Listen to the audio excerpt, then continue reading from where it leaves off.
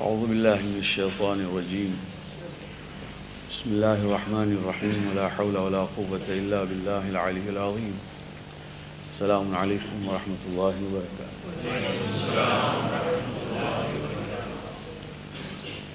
One of the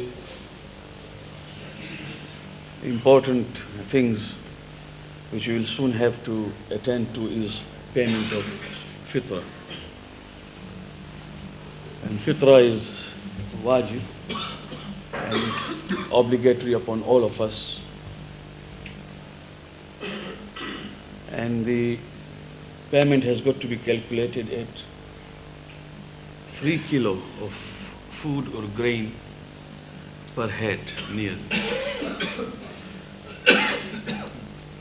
This becomes compulsory and obligatory and wajib when the moon is established, the moon of Shawwal, that means on the night of Eid.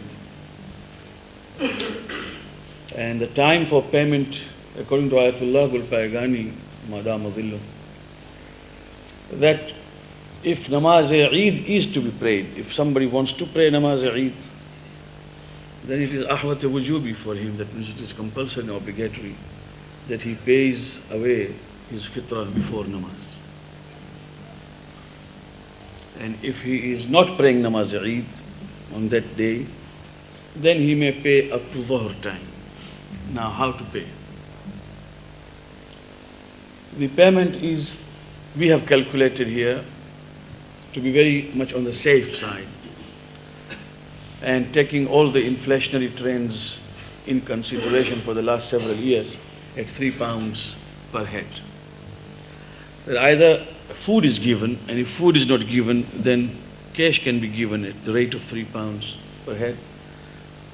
That is our calculation, which is not to say that it is binding upon all. You may have calculated at 3 kilo something lesser than that, but we have kept this as a flat rate.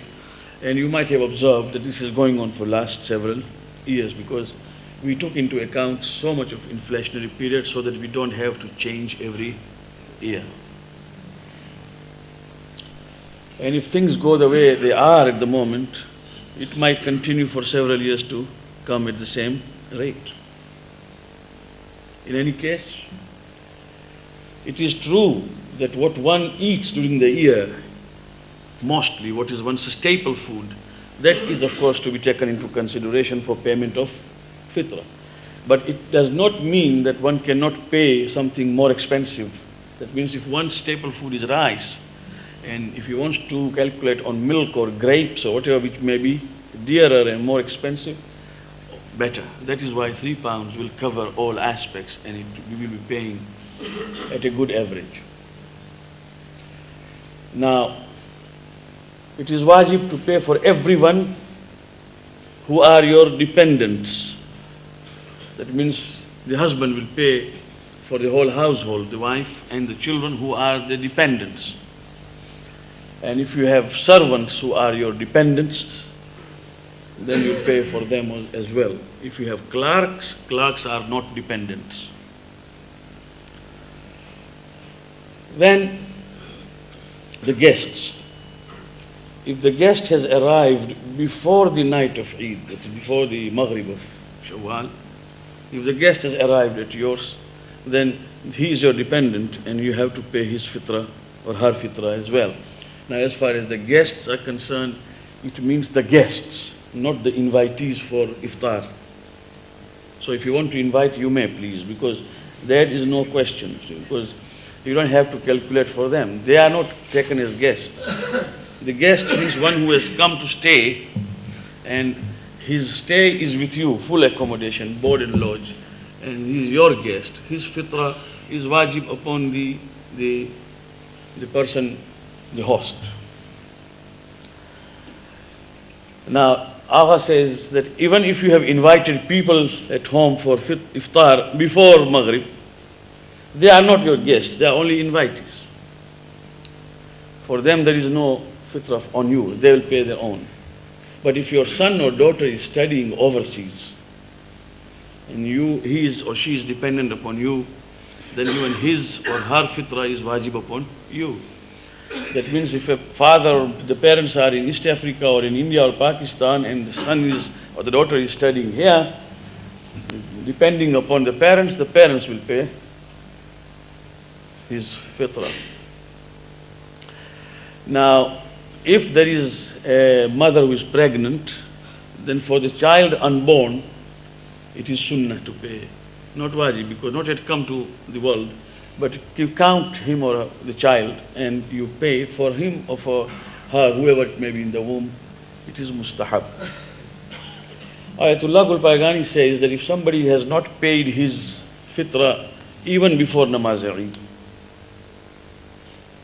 and the time lapses after Namaz Eid, then between Namaz Eid onwards, he will pay his fitrah, but he cannot make the niyat of paying in qada or ada, because fitrah has got a niyyah. Fitrah has got a niyat, that I am paying this fitrah qurbatan ila Allah ta'ala, which is wajib. And there is one thing very important, that this fitrah money should be kept aside physically. Not that I calculate in my mind that this year fitrah upon me is say 40 pounds. Yes. Chopra molecule. It is written in the books. I'll pay when able. That is not correct.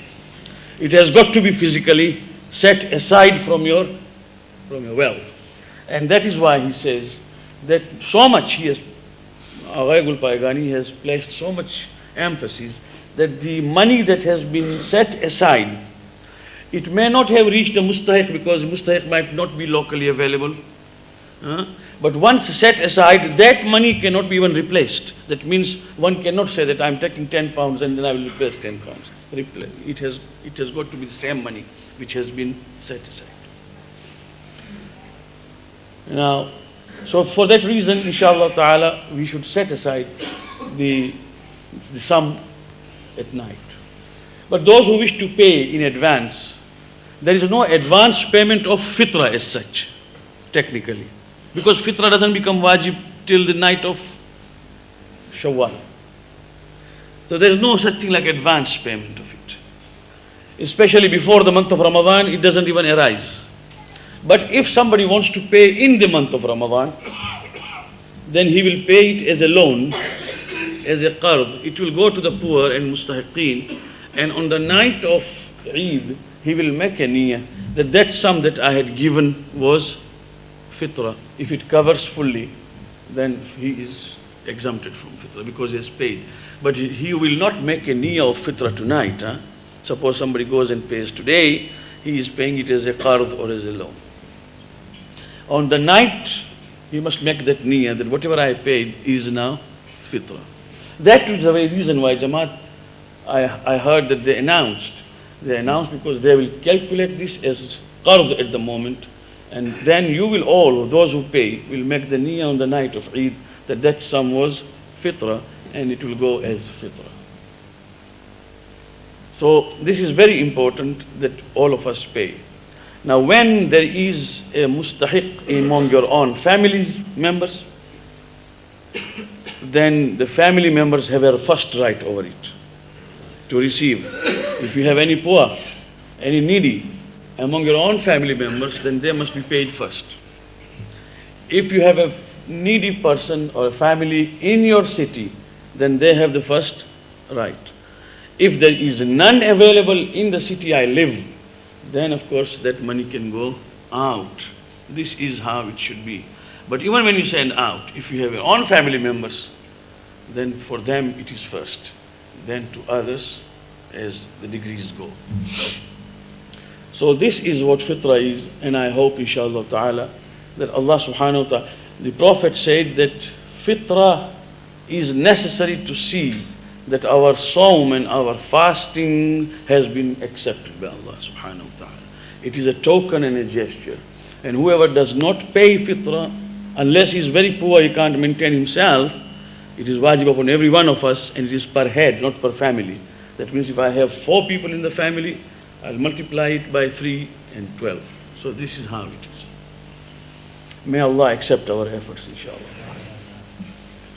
While we are here tonight, I must draw your attention to the fact that tonight is one of the most important nights in the history of Islam.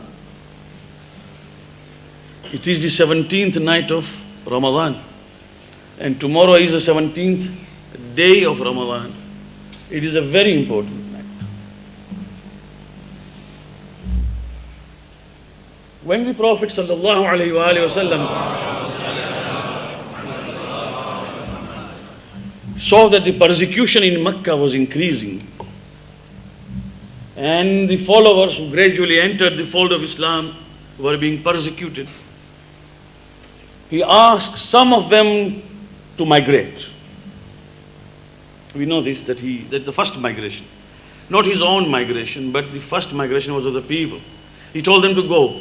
And they said, Ya Rasulullah, where shall we go? He said, I know that there is a king in Africa, in a country called Abyssinia or Habash.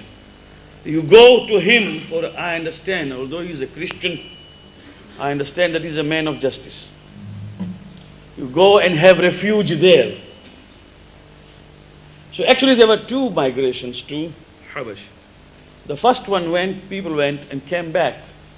But the second one was about 80 people, families together, who went to seek refuge in Abyssinia, which is today's Ethiopia. And the king at that time was Najashi, and in English or in Latin he is known as Negus.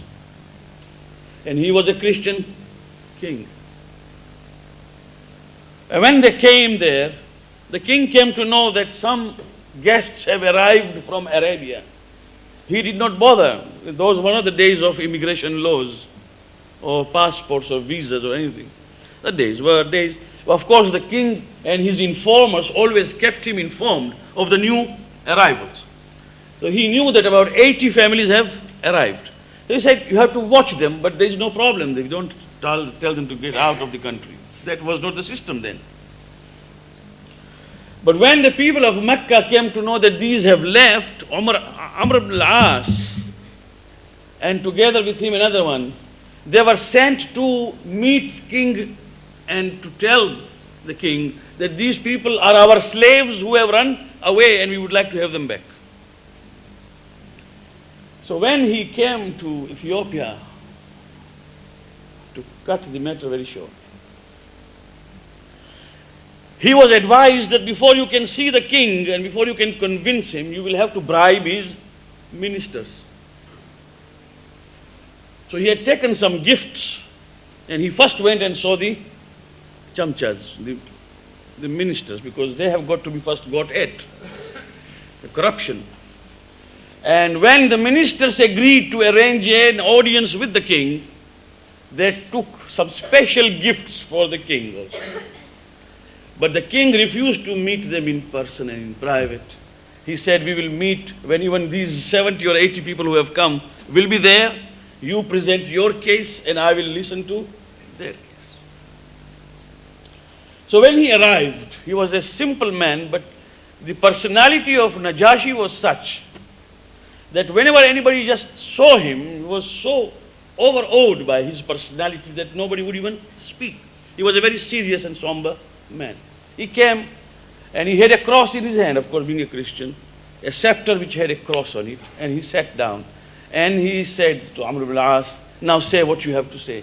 And he said, these are the people who are our slaves. They have run away from us. Their masters are waiting for them in Mecca. We have come to collect them, and they are, and he started. And together with that, he presented very valuable gifts. And the king just said, keep them down there. He did not take it by hand. He said, keep them. They were kept under the throne there. And then he asked these 80 people. Now the spokesman of these was Jaffer ibn Abi Talib, Imam Ali's brother. And he stood up and he said something which I would like to convey today. He said, O king, before I tell you what is the truth, let me tell you what was happening in Mecca. We were the people who buried our daughters alive. We were the people where mothers were inherited by the children. The son inherited his mother. We were the people dishonest in our dealings. We cheated, we deceived, we killed the strangers. We had no morals and no ethics whatsoever. We never knew we were the idol worshippers. And there came a prophet from Allah subhanahu wa ta'ala who taught us morals and ethics. He saved our lives here and hereinafter. Najashi listened and he said, then that man must be a very good man. He said, well, that is it. We are free. Ask him to name our masters. We are free people. So Amr al-As said, O king, but these people don't believe in Jesus as Son of God. Now that is the problem. So Najashi said, and what do you believe about Isa? So from Surah Maryam, Jaffer ibn Abi Talib read pertinent verses to say this is what Quran says about Hazrat Maryam and about the immaculate virgin birth of Isa ibn Maryam alayhi salam. And he went on reciting ayah after ayah. And Najashi, they spoke Arabic at that time. It was not that Arabic was not a foreign language to them. He listened. And as he listened, tears rolled down his eyes. And he lifted a small piece of wood and he said, there isn't even this much difference between what you believe and I believe. Go. You are free to live in my country for as long as you want. When he decided that, these people thought, what about the gifts? Very valuable gifts. So Amr al-As said, but we have brought this for you, and he started raising it. The answer which Najashi gave has been a proverbial answer. He said, when Allah gave me kingdom, I never bribed him. Therefore, I received no bribes. That is something in history. Ibn Ishaq and Sirah ibn Hisham has got this. He said, when Allah gave me what He gave me, He never asked for the bribe. He gave me from His fadl. And if I want to decide what is just and true, I don't have to receive any bribe. Take these things back. Now this news naturally came back to Mecca. It was an unsettling news because they thought these will be brought back. We will be able to persecute them further. Now they are living there in peace. Second thing is what soon followed after that was the hijrah and the migration of the Prophet himself. When the migration took place and people left for Medina, these people confiscated every property that belonged to the people who had migrated. Their houses were confiscated, their shops, everything. They just said that this is now ours. They have left, let them be poor. They thought there will be no one to look after them in Medina. But even today, there isn't any example in history of an action which the Prophet took. I mean, sometimes one wonders, even judging the Prophet as a man, as they say, as a human, not as a prophet, the Western scholars themselves agree that this act, the action which he took was something unparalleled. Immediately he stood up and he said, O people who have come with me, and O people who have received me as hosts, those who came with me are muhajir, those who are here to receive our ansar, you are all now brothers, each one the brother of the other. So whoever wants to select his brother may select. You are brothers to each other. So what happened was that people immediately, whoever stood next, embraced him and said, you are my brother. The other one said, you are my brother. And not only brother, but people gave away half of their wealth to their brothers. Half of their wealth. And muhajirin were such that some of them were people of integrity. When they refused to accept, Ansar insisted. And they said that we are brothers, and a brother does not refuse from the brother. That was the spirit. Now, naturally, everyone was made a brother of the other.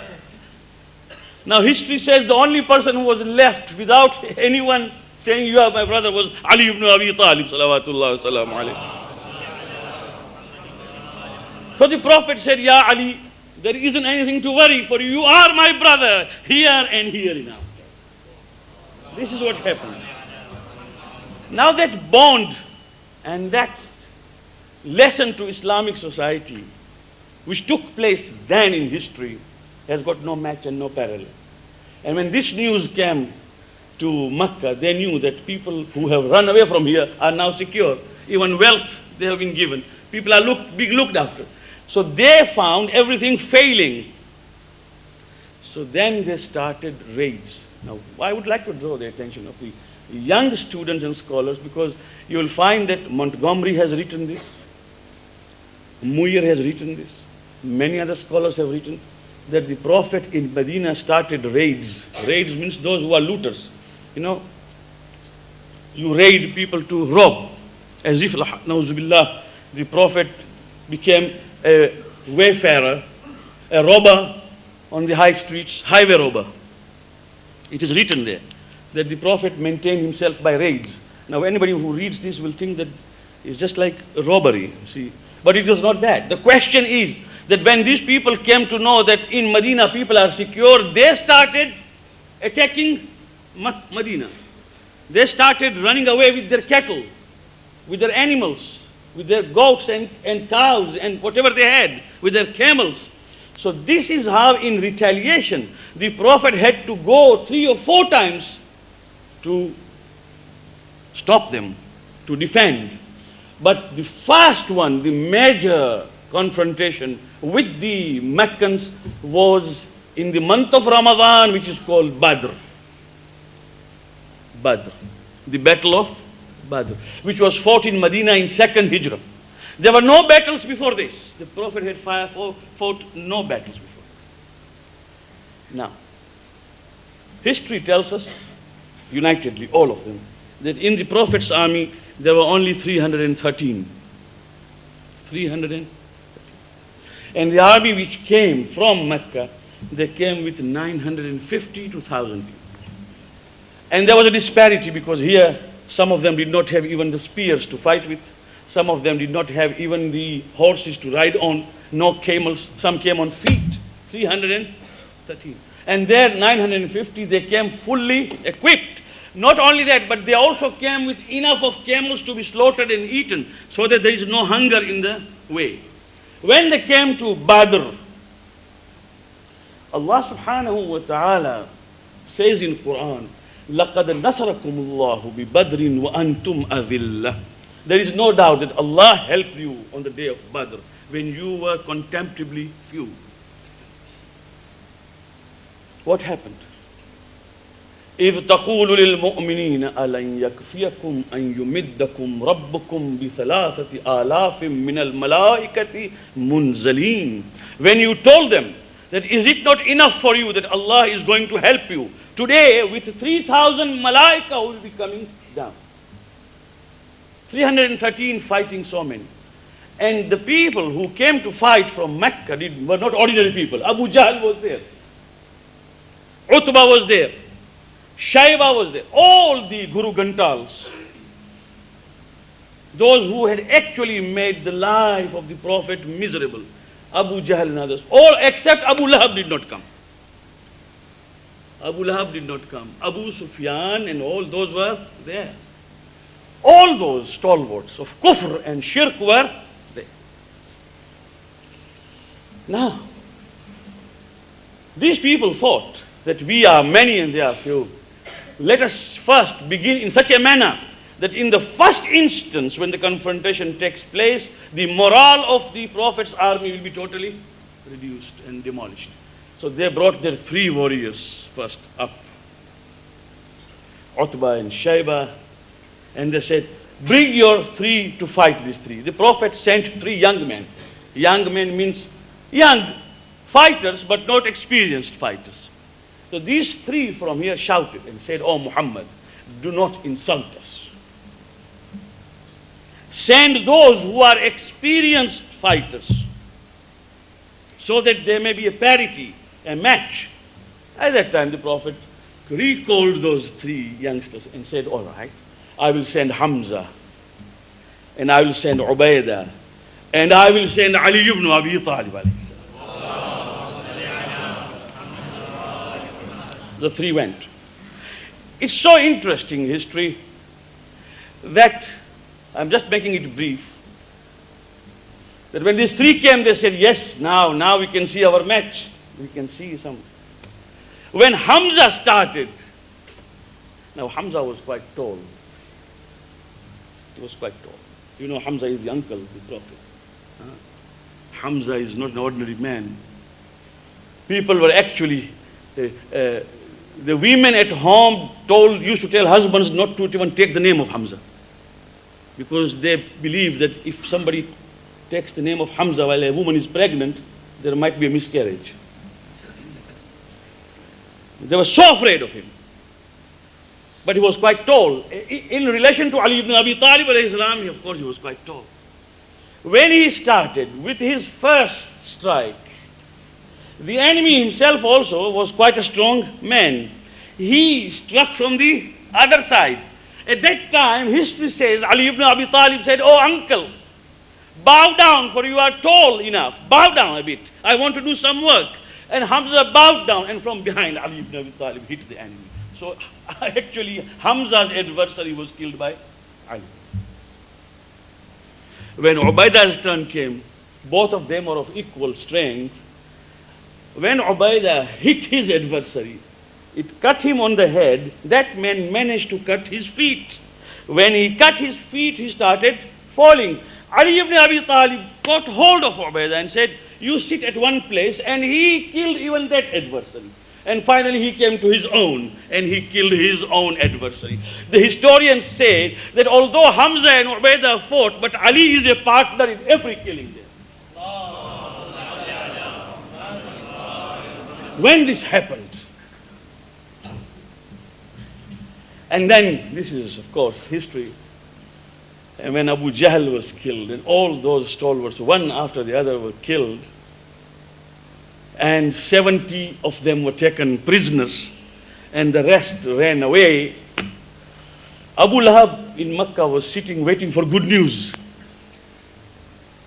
And when the news came that this is what happened, and the giver of news was Abu Sufyan himself.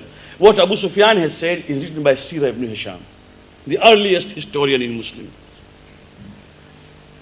He says that Abu Lahab said, Abu Sufyan, tell me the truth, what happened? Abu Sufyan said, Abu Lahab, it was just like we ourselves stretching our neck for being cut, as if we ourselves were stretching our necks to be cut, and we saw actually between the heaven and the earth horses black and white with people dressed in white. We do not know who they were. Wherever they went on cutting us like grass. It was definitely not the army of Muhammad. Abu Lahab said, well, this is the point. It proves that Muhammad is a magician. You must have seen things.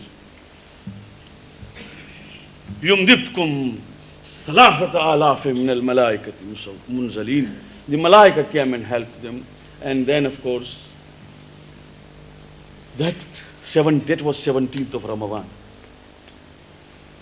The day of Fath Badr. The victory of Badr occurred on 17th of Ramadan. And when these people were brought back as slaves, what happened in history is that those who could not pay their ransom to be freed, the Prophet said that those who cannot be freed because of the ransom, because the ransom must be paid to free you, they have one work to do. Each one teaches 10 of our boys how to read and write.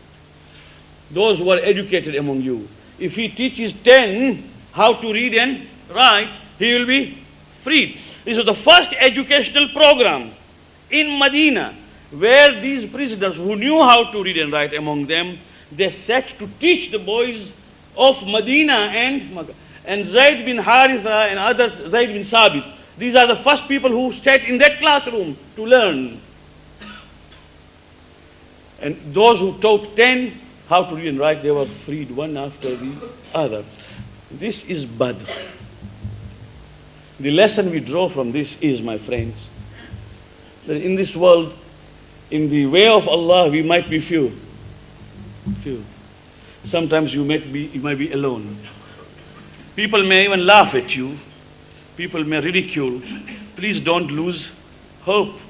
Because Allah subhanahu wa ta'ala is with you. إِن تَنْصُرُوا اللَّهِ يَنْصُرْكُمْ وَيُثَبِّتْ أَقْدَامَكُمْ. If you help his cause, he helps you and keeps your feet firm on the ground. He keeps it. So today also, we are few. And among few, we are still few. Because very few are prepared to actually follow the concepts and precepts of religion faithfully. The majority is ridiculing. When we talk about things that this is what Sharia is, people say, magajma utartu nathi, it doesn't enter my mind. It will enter one day, not now. But at the same time, it should not discourage those who are practicing to practice. Because there are many people who come and ask and say, the majority does not. We are in the minority. Now, does it mean that we are fools or they are fools? Majority cannot be fools, so it means we are fools. No, it is not so.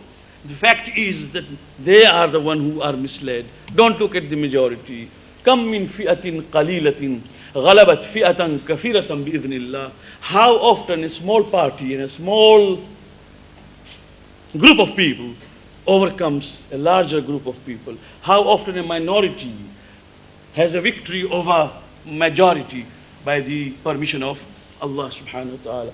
This message is very pertinent, and therefore this is the day on which we must give our tabreek and felicitation to the Prophet sallallahu alaihi wasallam. That this is the day, the first battle in Islam was fought and was conquered. May Allah make it, inshallah, of barakah for all of us.